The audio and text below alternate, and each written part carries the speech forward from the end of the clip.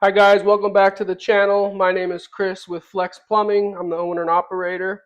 I've started this channel to reach out to young men and women who are in the trades, whether it is what I do is plumbing or any other trade, electrical, HVAC, roofing. I don't care. This is for all of you guys. And today's video topic is going to be the top 10 tips to guarantee success as an apprentice or a new tradesman.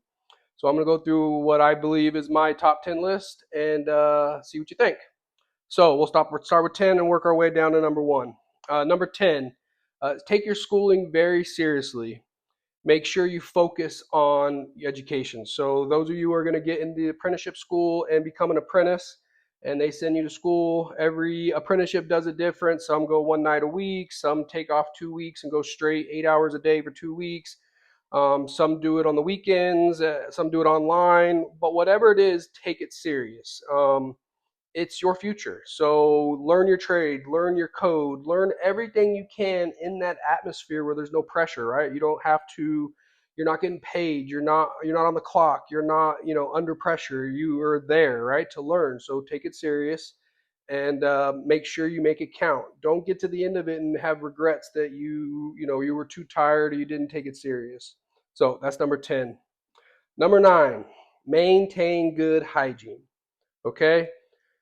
Nobody wants to work with somebody who stinks. Brush your teeth, take a shower, show up clean.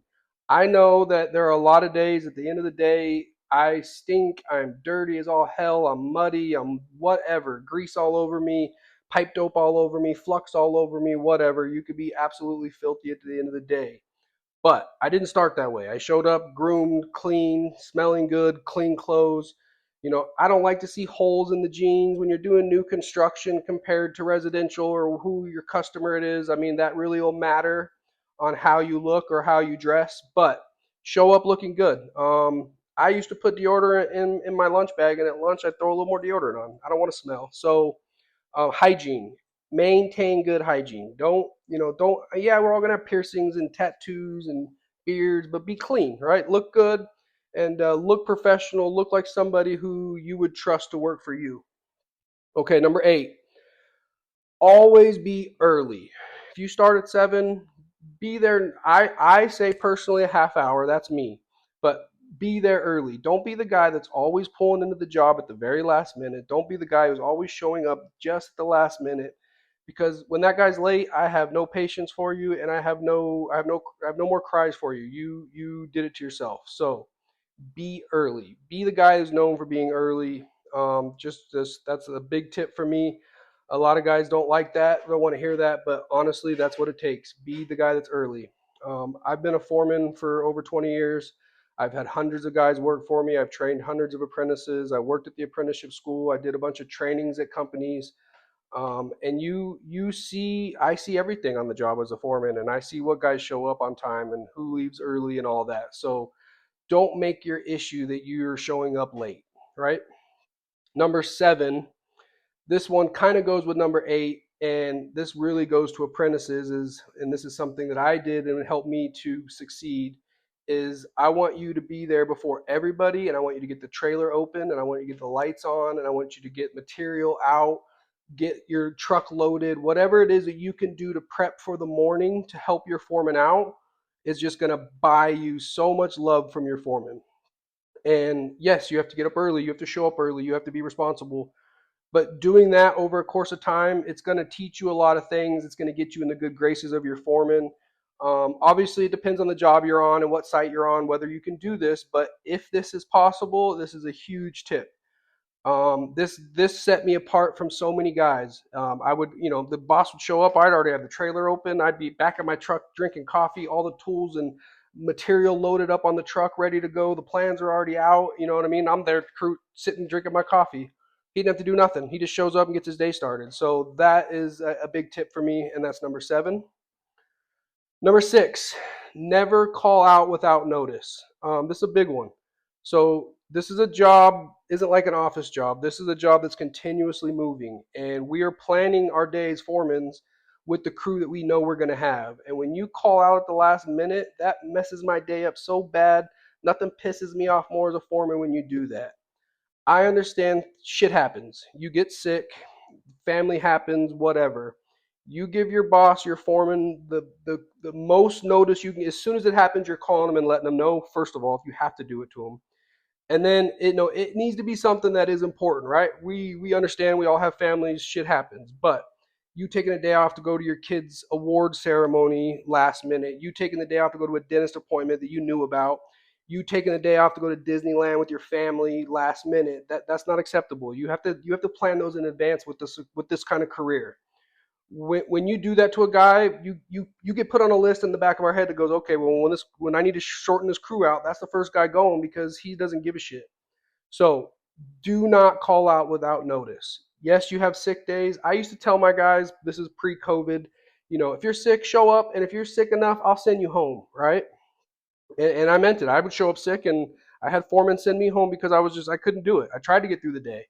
Now with COVID and everything, now I know it's a little bit different, but show you want to be there, right? That's my opinion. So that's number 6. Number 5, make sure that you have the tools you need. Don't be one of these guys who doesn't want to spend money on his tools, talk shit about the company for not providing whatever. The company is going to provide you whatever the company provides you. If they provide you everything and they're great stuff, good. If they don't provide anything and you have to provide on your own tools, get your tools. You are making your money off your tools. Get the tools, get the best tools. Me, I personally like Milwaukee. That's me. I have almost everything Milwaukee. Whatever your brand is or whatever it is you like, and it's personal to you. These are what we're making our money off of. This is what we're living off of. So get your tools. Nothing makes me more upset with an apprentice. You get your list as an apprentice, right? And you have all 4 years to basically get all your tools. And at the end of the first year, you have to have these tools, and then the second year, and then the third year, same shit. Get your tools. You're worth it. It's worth it. Invest in your time, invest in the money, get your tools and take care of your tools. And if you're using company tools, take care of those tools. Make sure you treat those like you're yours. This is how you guys are making your money.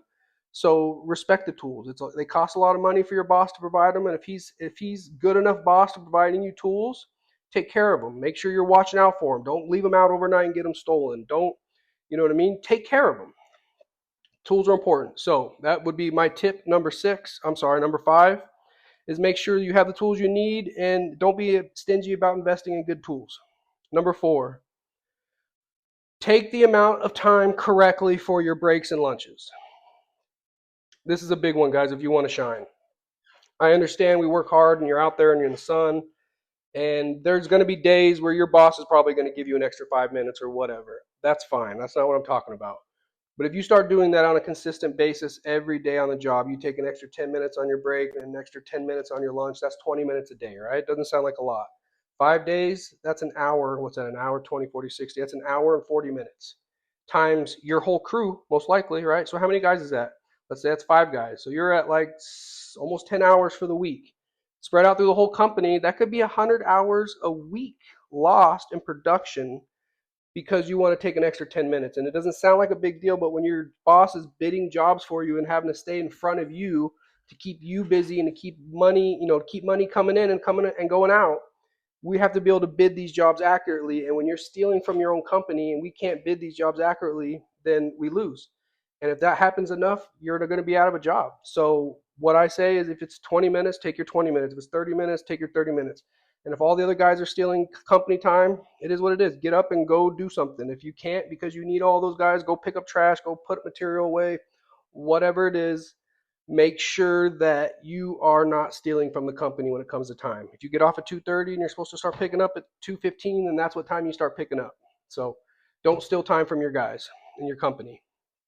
Number 3, be your foreman's best guy.